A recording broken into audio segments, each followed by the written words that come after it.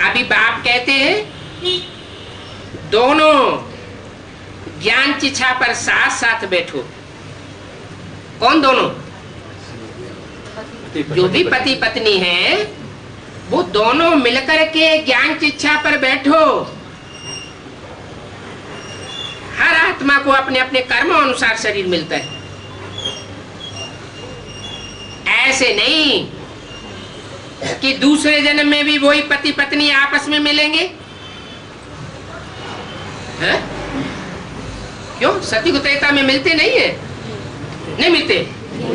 सतयुग त्रेता में तो मिलते हैं, लेकिन जब से द्वैतवादी युग शुरू होता है, दो दो राजाएं हो जाते हैं, दो दो राज्य हो जाते हैं, दो दो धर्म हो जाते हैं, द्वैतवादी मतें हो जाती हैं, दो दो भाषाएं हो जाती हैं, तो ऐसी दुनिया में सबकी बुद्धि भ्रम में पड़ जाती है।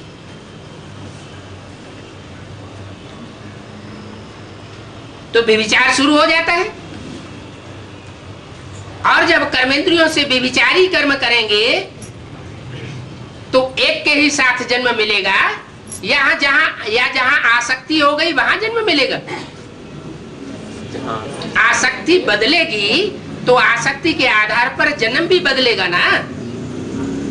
तो कर्मों के आधार पर जन्म मिलता रहता है।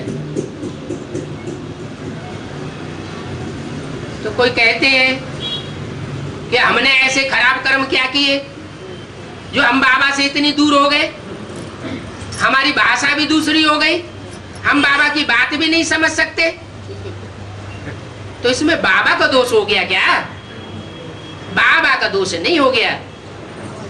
बाबा तो चाहते हैं 500-700 करोड़ जो भी मनुष्य आत्मा है सब अभी अभी मेरी गोद में आ जाए। लेकिन जो अपने अपने किए हुए कर्मों का हिसाब किताब है और जिन जिन आत्माओं के साथ हिसाब किताब जोड़ा हुआ है, वो आत्माएं तो अपना हिसाब किताब पूरा करने के लिए जरूर आवेंगी। क्या? जैसे आज की दुनिया में छोकरा छोकरी एक दूसरे के साथ प्रेम करने लग पड़ते हैं, चिट्ठी चपाटी लिखने लग पड़ते हैं, तो लव लेटर उनके हाथ में आ जाता है तो कोर्ट में चढ़ जाते हैं। क्या कहते हैं? भले कर्मेंद्रियों का संबंध न भी जुड़ा हुआ हो तो भी कोर्ट में चढ़ जाते हैं। देखते हैं, कहते हैं क्या कि इसने हमको लव लेटर लिखा, इसकी शादी हमारे साथ होनी चाहिए। ये दूसरी जगह कैसे जाती है? तो यहाँ भी भले बाप ऊंचते ऊंच पढ़ाई पढ़ाए रहे हैं, लेकिन जो कर्मों का हिसाब किताब है वो तो खुद ही चुकतू करना पड़ेगा। इसमें बाप कुछ भी नहीं कर सकते।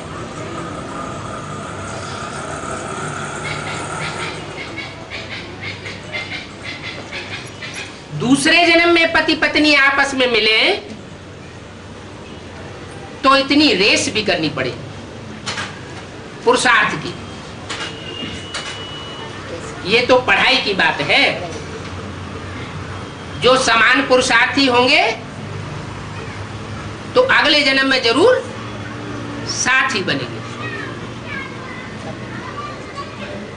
अज्ञान काल में हो सकता है आपस में बहुत प्रेम है तो उनकी मनोकामना पूरी हो सकती है। वो तो है पतित विकारी मार्ग। पति पिछाड़ी पत्नी शिक्षा पर चढ़ जाती है। भक्ति मार्ग में ऐसे होता रहा ना, पति शरीर छोड़ देता तो पत्नी चिता पर चढ़ करके भस्म हो जाती थी उसकी याद में, तो अंत मते सुगते हो जाती। तुम भी बाबा के पिछाड़ी ज्ञान चिता पर चढ़ते हो क्या? बाबा के पीछे बाबा की जो कामना है, जो संकल्प है, वो तुम बच्चों का संकल्प होता है। तो बाप के पिछाड़ी ज्ञान चिता पर अपने को स्वाहा करते हो ना। ये छी शरीर छोड़ करके चले जाएंगे, अंत मते सो गते हो जाएगी। वो स्त्री शिक्षा पर चढ़ती है तो दूसरे जन्म में जाए उनसे मिलती है, परंतु उनको मालूम थोड़ा ही पड़ेगा कि आगे जन्म में हम ऐसे ऐसे साथ साथ थे और चिता पर चढ़े थे, और यहाँ तो तुमको अभी भी मालूम है क्या, अभी भी तुम्हारी बुद्धि में साक्षात्कार हो जाना है कि हमारे साथी कौन बनेंगे। होगा या नहीं होगा साक्षात्कार? होगा। 21 जन्म की तो बात छोड़ो, अभी शूटिंग के हिसाब से हर आत्मा अपना अपना हिसाब लगा सकती है कि 84 जन्मों की शूटिंग हमने किस किस तरह किसके किसके साथ की है। हमारी बुद्धि कहां कहां किसके पीछे भटकती रही ज्ञान लेने के बाद भी। अभी तुमको मालूम है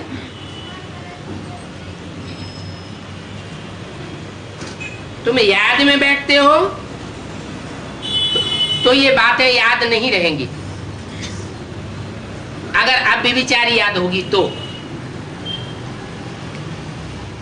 अगर तुम्हारी बुद्धि में एम ऑब्जेक्ट है तो, क्या एम ऑब्जेक्ट? कि हमको नर से नारायण जैसा बनना है और नारी से लक्ष्मी जैसा बनना है।